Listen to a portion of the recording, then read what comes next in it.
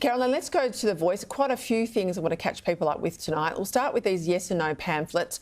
About 2,000 words in these pamphlets. That's the word limit. They'll be then distributed to all Australians. They'll be in written format. This was a concession the government was forced to make in order to get that first bill, the machinery bill, through the parliament.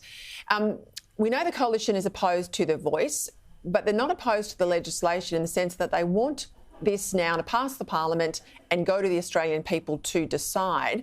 But in order to get the no pamphlet, X number of people are going to have to vote no. The coalition wants a hand in authoring this pamphlet.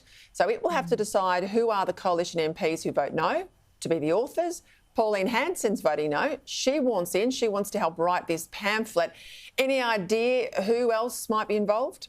Well, Senator Jacinta Price has been named as one of the people who will probably vote against this bill to allow the referendum to take place so that she can be part of writing this pamphlet. And that's a great idea because obviously she is probably the most identifiable senior figure in the Indigenous Affairs spokeswoman now for the coalition, leading the No campaign. So it makes sense that her voice be part of this pamphlet. As for the other coalition MPs, it's been said that they could even include some shadow cabinet members, but they would need to be people who would vote against this bill. So it does make it tricky because the opposition have said they're going to vote for it in the name of democracy and allowing this referendum to happen.